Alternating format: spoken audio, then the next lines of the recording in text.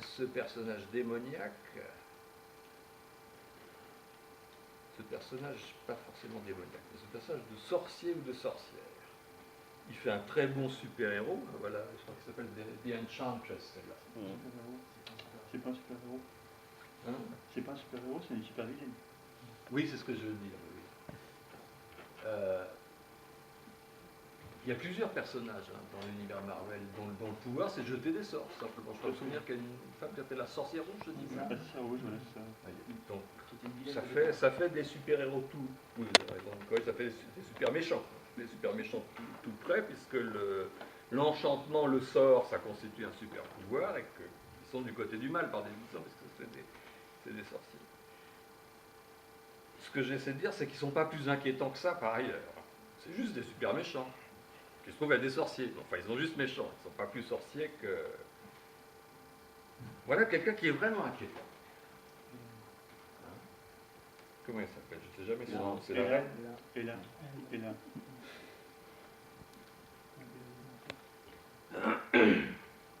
C'est pas la reine des abeilles de Triheim, celle-là? Il n'y en a pas deux? Mais vous l'avez corrigé, vous l'avez mieux que moi. Ça, c'est la... Effectivement, on dirait qu'il y a une ruche, comme s'il y avait ça, c'est la reine des abeilles de Triheim. Vous voyez aussi dans la dernière case. Et c'est Carnia. Carnia. C'est Carnia. Ah, merci. J'ai complètement oublié. C'est elle est là dont vous parlez, la déesse de la mort, c'est Carnia. Death. Et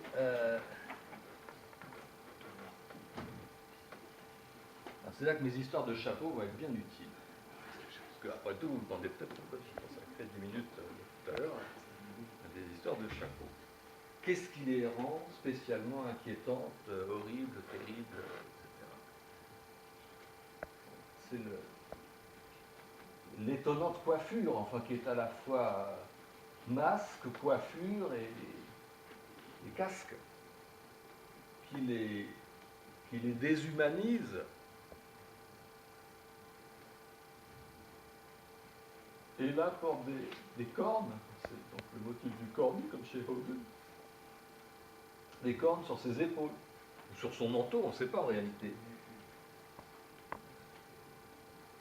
Regardez ça, là encore on peut se demander comment dans un univers tridimensionnel un tel costume est possible, et ce qu'il représente au juste. Il ne représente rien, c'est une scénographie qu'utilise Kirby pour montrer le caractère démoniaque, et là carrément le caractère c'est la mort qu'il...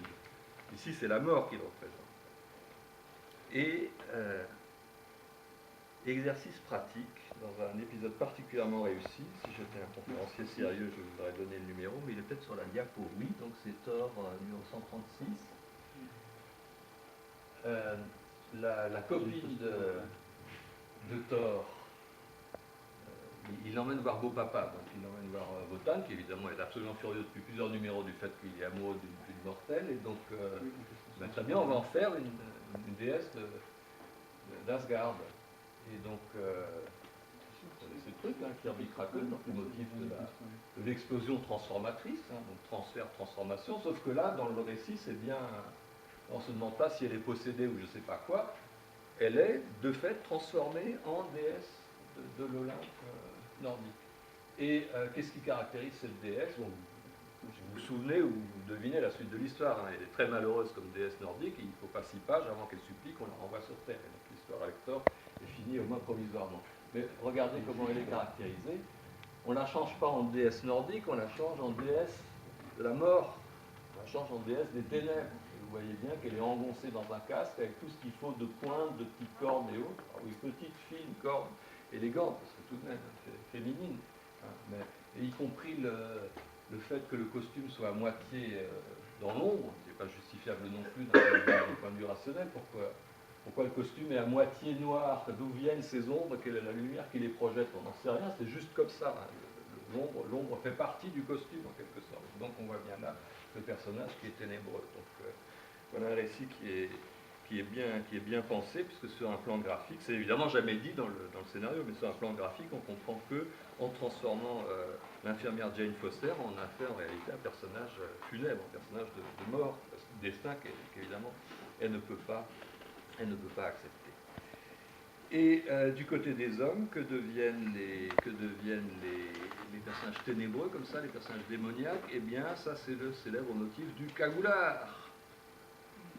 On ne peut pas mettre des cornes à tout le monde non plus. Donc, et le plus célèbre, sans doute, des cagoulards, vous le connaissez, c'est le Docteur Doom, Docteur Fataliste en français, qui est très peu compréhensible aussi, puisque c'est une espèce de robot, mais qui porte par-dessus une cagoule, hein, comme s'il travaillait aussi pour l'Inquisition espagnole, à ses heures perdues. Et là, c'est pas l'Inquisition espagnole, c'est le sorcier qui est désigné par la cagoule. C'est la première case où il apparaît, hein, vous voyez, les ustensiles qu'il utilise, l'oiseau de proie, là, on ne sait pas s'il est empaillé ou non, et une partie de sa bibliothèque, Demons et Science and Sorcery. Science and Sorcery serait un bon titre pour une revue de bande dessinée qui serait spécialisée dans le genre fuligineux. Et il tient les quatre fantastiques comme des pièces d'échecs, hein, pour montrer qu'il est maître du jeu, qu'il domine les choses.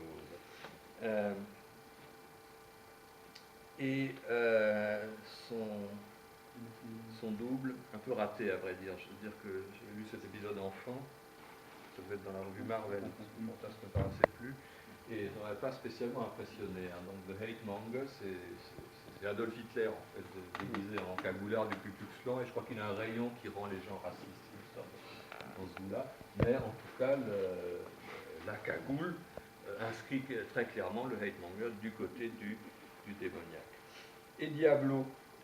Vous voyez Diablo dans les quatre fantastiques. Diablo, c'est un magicien qu'on a enfermé dans un trou, dans une oubliette, et puis il réussit à enchanter Ben Grimm, qui va le délivrer, puisque seule la force colossale de la chose permet d'ouvrir le bouchon de l'oubliette. Et vous constatez que Diablo est à la fois cagoulé et cornu. Donc il est clairement défini comme personnage horrible. Et sur l'exemple de Diablo, on va voir, parce que je crains de vous ennuyer un peu avec les histoires de chapeaux, de corps, je ne sais pas quoi. Donc sur l'exemple de Diablo, on va voir comment le motif du sinistre s'étend à l'ensemble du paysage et à l'ensemble de l'univers finalement.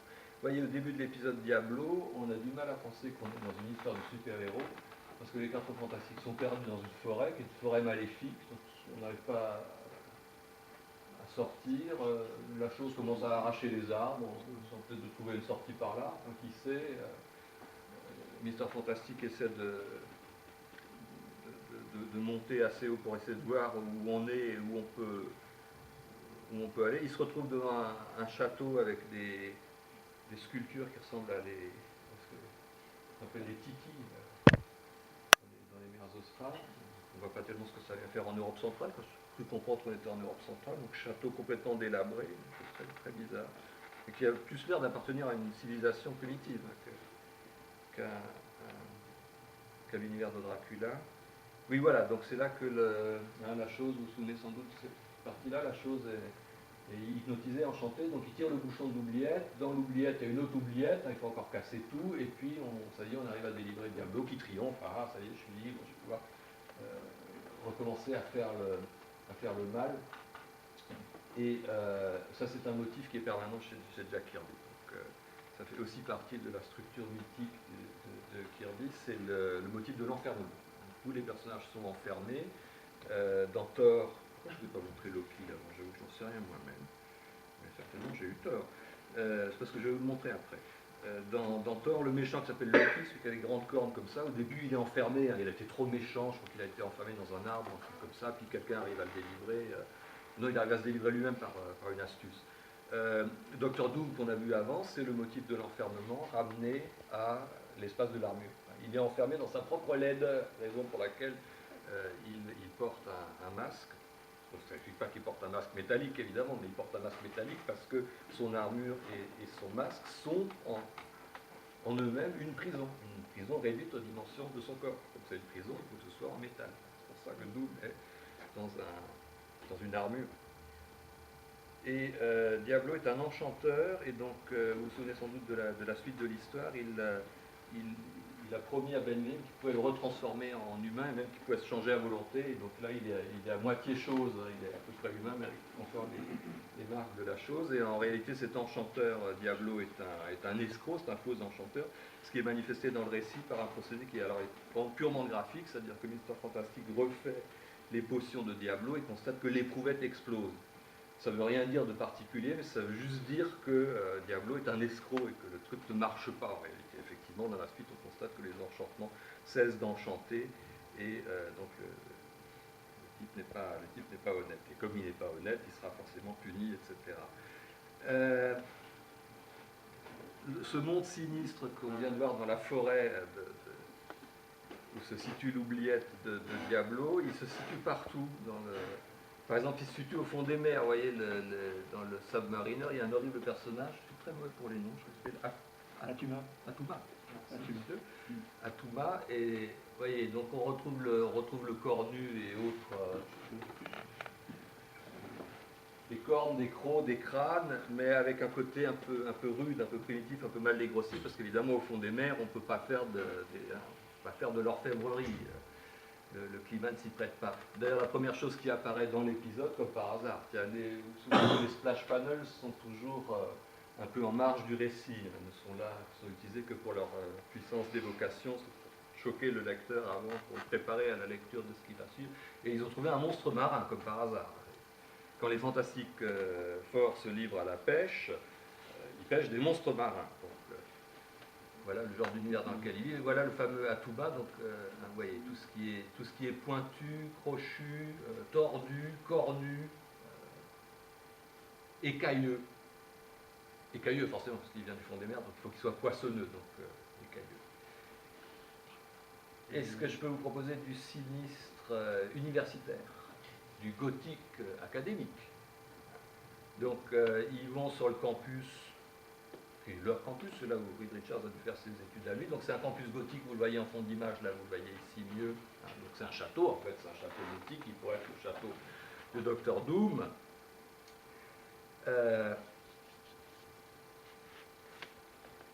Et comme par hasard, pas loin, il y a Diablo. Parce qu'un environnement gothique appelle, de façon naturelle, un personnage gothique. Donc forcément, Diablo va se retrouver dans ce coin-là. Et de même, que font les professeurs de je ne sais pas quoi, de biochimie, enfin dans les universités de l'Ivy League, qui sont donc des universités gothiques, et ben ils fabriquent des monstres gothiques. On montre Frankenstein, et naturellement, Diablo se fera un plaisir de les animer pour eux, de façon à ce qu'ils puissent menacer le monde. Vous voyez comment le motif sinistre se propage. Et d'ailleurs, le récit lui-même devient gothique, puisque procédé assez rare au fond chez Kirby, qui aime bien montrer les choses frontalement, c'est l'ombre inquiétante qui va apparaître ici et mettre la puce à l'oreille de la torche. Et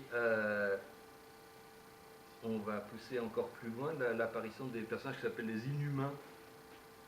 On a l'impression que Kirby a inventé au fur et à mesure et qu'il n'est pas très sûr de la direction dans laquelle il veut aller. Et aussi bien au début, il n'y a que le personnage de Gorgon qui apparaît. Ce personnage de Gorgon est un personnage qui est d'un sinistre achevé. J'ai un souvenir d'enfant à ce sujet, j'avais du mal à suivre. En plus, après, ça a cessé de paraître en français à ce moment-là, ça a été définitivement interdit. Et j'avais du mal à comprendre ce que c'était que ce personnage de Gorgon qui avait l'air terriblement inquiétant, mais qui au fond n'avait pas l'air spécialement d'un super trait. Et je comprenais encore moins ce que c'était que cette sombre histoire d'inhumain qui avait l'air d'être une espèce de terme générique pour désigner une espèce de réserve de monstres qu'on voyait apparaître plus ou moins sporadiquement, mais à mesure qu'on les voyait et qu'on se familiarisait avec eux, on constatait qu'ils n'étaient pas si méchants que ça non plus. C'était juste très bizarre.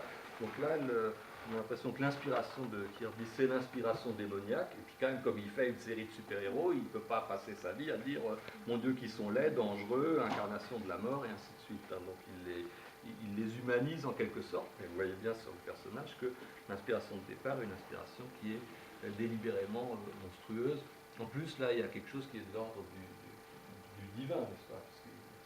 Parce que penser au dieu Pan avec ses cornes, hein, donc on a l'impression qu'il utilise aussi ce genre de motif. Et alors du coup apparaît presque anodin le personnage du sorcier, du wizard, qui porte bien son nom, hein, et encore plus en français, donc c'est un sorcier qui utilise des tours de sorcellerie, sauf que là aussi, une espèce de bizarrerie, parce qu'au fond, si je me souviens bien, ce qui fait le plus, c'est qu'il lévite. Il est doté de la faculté de lévitation, truc que faisaient effectivement les sorciers, donc qui n'est quand même pas la caractéristique principale du démoniaque. Donc on retrouve la même tension entre l'inspiration démoniaque ou fantastique et la façon dont c'est géré dans le récit. Juste quelques images du Frankenstein de James Whale pour qu'on comprenne bien à quel point ça a pu impressionner Kirby, parce que c'est des motifs qui reviennent tout le temps chez lui. Le fait qu'on fabrique le monstre, évidemment, bon, la moitié des super-héros naissent d'une expérience plus ou moins malheureuse. Le motif de la torche, il y a ça tout le temps. Chez Kirby, les personnages, les foules qui viennent avec des torches pour essayer de brûler le méchant, ça vient absolument tout le temps. Le monstre de Frankenstein, naturellement, Kirby l'a utilisé tel quel, on sait. C'est Hulk, qui au début n'est pas du tout vert et pas une espèce de brute qu'il est, c'est une espèce de monstre de Frankenstein qui est gris et qui est donc le produit de la fameuse explosion des rayons gamma. Et un personnage qui est parallèle en quelque sorte au personnage que j'ai appelé le cagoulard. Vous vous souvenez du cagoulard, hein, donc le Docteur Doom, Diablo et autres. Le personnage, j'ai pas de nom français pour ça. Je suis désolé, c'est le personnage que j'appellerais en anglais le trickster, donc le type qui fait des tours, le trompeur si vous voulez, le type qui fait des tours de magie et qui triomphe comme ça. Voilà, donc ça c'est le Puppet Master, comment il s'appelle en français? En français, c'est le maître des maléfices. Maître des maléfices. Ah oui, c'est rigolo, le maître des maléfices, c'est beaucoup plus proche du référent démoniaque que l'original. Parce que Puppet Master, le maître des marionnettes. C'est le type qui tire les ficelles. Donc typiquement, ça s'emploie dans le lexique politique. Hein. Le type qui manipule d'autres hommes politiques qui sont dans sa botte, on va dire, c'est le Puppet Master. Et il a une sale tête, une très sale tête, et observez l'arcade des sourcils. C'est ça qui caractérise le trickster chez Jack Kirby. Hein. Quand je vous parle de poncifs et de raccourcis graphiques, le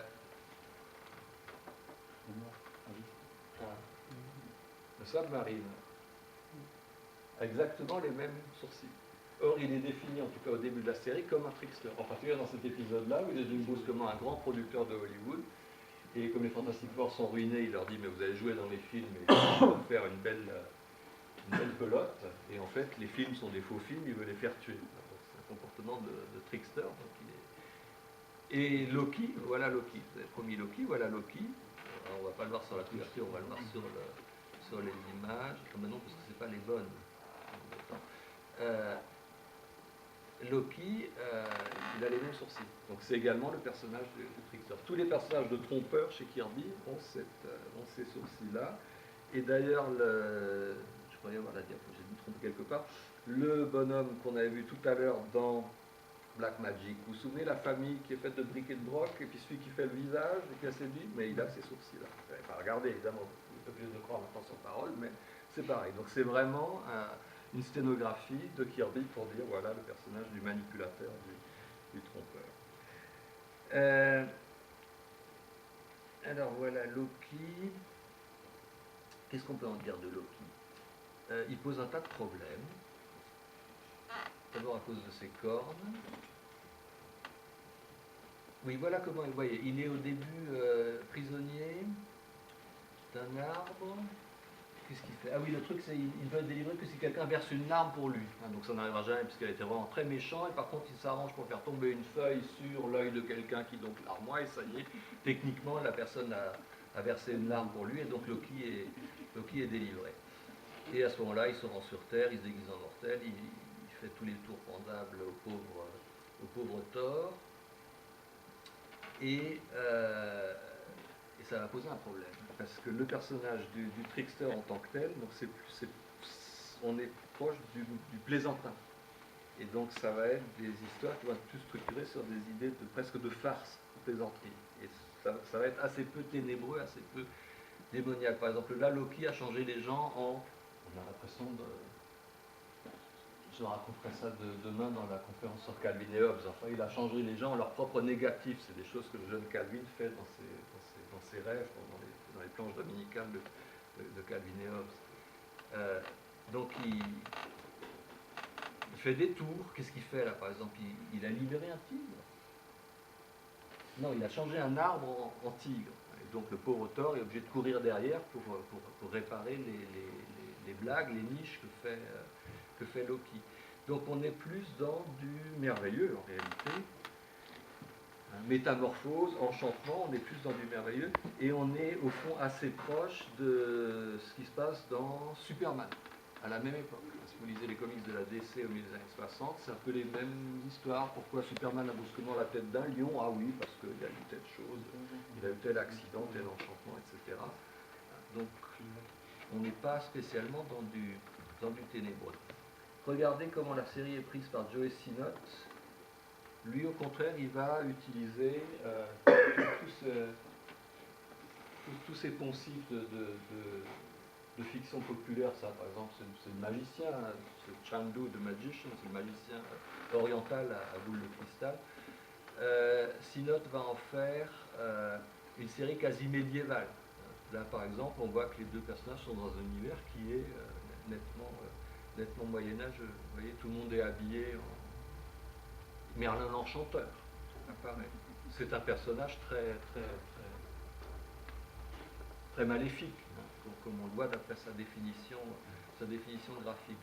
Donc il y a un bizarre aller-retour, parce que la personne dont je vous dis qu'elle va introduire justement le démoniaque dans Thor, façon privilégiée qui est Jack Kirby, du fait de l'introduction du personnage de Loki, ben non, est plutôt en train de raconter des histoires d'arbres changés en tigres et qui menacent une dame. Des histoires de contes de fées en réalité, et c'est plutôt Joe Sinnott qui lui fait clairement du méchant sardonique et inquiétant, comme le Merlin l'Enchanteur que vous venez de voir. Et puis Kirby revient, et là il va progressivement déployer son univers. Alors, essayons de voir comment Kirby met en place cet aspect sinistre. C'est Odin là, avec le drôle de casque qui ne va plus à travers. Ah oui, on a dû rajouter ça à la série des chapeaux. On a déjà vu cette bonne femme là, qui est l'enchanteresse avec son inquiétant compagnon, dont j'ai oublié le nom, mais vous allez me le. Et lui, son plan graphique est également assez curieux parce qu'on ne voit pas ce qui se cache dans la tête, c'est des cheveux ou des tatouages. Odin est un personnage qui est inquiétant, parce que bon, c'est un dieu de l'Olympe nordique, donc il a des pouvoirs divins. Il est jaloux de la fiancée terrienne de Thor. Il fait l'arbitre, mais de façon pas forcément très juste, entre Thor et Loki. Donc, on est dans un système qui est un peu ambivalent comme ça. Loki est très inquiétant, plus il est inquiétant, plus ses cornes poussent et sont dirigées vers l'avant, ce qui fait qu'il est assez difficile à positionner dans l'image, il est comme encombré par ses cornes, et surtout, tiens là il y a Odin qui va sur Terre. La coexistence de l'univers d'Asgard et de l'univers de la Terre, dont on ne comprend absolument pas comment elle est faite. Donc il y a un tourbillon, puis on arrive sur le pont de la Française, on a vu avant, je crois. Oui. Il y a un tourbillon, puis on arrive là, et puis on est sur Asgard, dont la physionomie change d'un épisode à l'autre. On ne comprend absolument pas ce que c'est. En gros, ça a l'air d'être un astéroïde avec une ville dessus, mais c'est pas très clair non plus. D'autres fois, c'est plutôt l'air d'être une soucoupe avec une autre ville dessus. Et en tout cas, les deux univers coexistent. Moi, personnellement, je figurais ça comme le fait que dans cet univers fictionnel-là, il y avait la Terre, et puis qu'il y avait Asgard quelque part en orbite autour de la Terre. Mais cette impossibilité de fixer les choses sur un plan topologique s'accompagne d'un statut très précaire pour la Terre. Parce que les autres sont des dieux.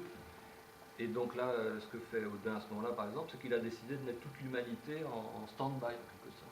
Ce que vous voyez dans la dernière table, sont tous prélevés de la Terre et mis dans une espèce d'état zéro, comme ça, le temps qu'on ait décidé si on voulait ou non détruire notre univers. Ça évoque probablement un motif graphique du protestantisme américain qu'on appelle The Rapture, où à la fin des temps, à la fin du monde, donc les méchants sont censés être détruits avec la terre, mais les gentils sont censés littéralement monter aux cieux, c'est-à-dire être enlevés dans les airs et à ce moment-là rejoindre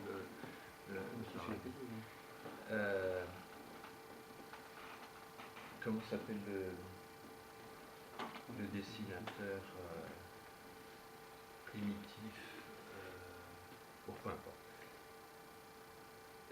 Autre chose qui va menacer le monde et donc donner une impression assez lourde, naturellement les personnages mythologiques de Asgard vont débarquer sur Terre, par exemple les géants, donc, des géants qui vont se battre dans le port de New York. Évidemment un géant ça risque de faire beaucoup de dégâts.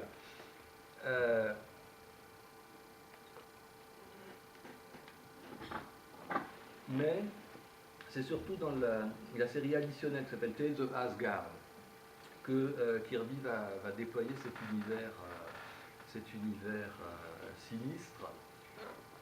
C'est des histoires courtes puisqu'elles font 5 ou 6 pages. Elles sont à la fin des numéros de Journey into Mystery, ce qui fait que la série principale a moins de pages aussi, donc il y a une espèce de numéro d'équilibriste comme ça. Au début, c'est des récits qui sont à peu près complets, puis après ça continue aussi, ce qui fait que contrairement à ce qu'on fait normalement dans les comics Marvel, il y a 2 histoires à suivre dans chaque numéro de Journey into Mystery, le récit de Thor qui est en première partie, et Tales of Asgard qui met aussi en scène Thor et qui est en deuxième partie. Et là on a l'impression que Kirby est en roue libre, qui fait à peu près ce qu'il veut, puisque en réalité ce n'est plus un récit de super-héros, c'est ça la grande différence. C'est, comme le nom l'indique, Tales of Asgard, un récit inspiré par la mythologie nordique. Et évidemment, les 2 univers vont percoler. Ce qui est introduit dans Tales of Asgard va après se retrouver dans la série principale Thor, et donc ça va contribuer à mythifier cette série. Et voyez, donc là, je ne sais plus qui sont ces monstrueux personnages, à la fois lourdement armés et extraordinairement cornus, puisque là, les cornes font carrément le tour de la tête du personnage. Mais en tout cas, ce qu'ils attendent et ce qu'ils craignent à longueur de temps, c'est la venue du Ragnarok. Et le Ragnarok, vous savez, c'est le crépuscule des dieux, donc c'est la fin du monde nordique avant que le monde ne recommence. Et cette fin du monde, elle est dans Thor à longueur de temps, et elle y est, je dirais, en dépit, c'est la partie un peu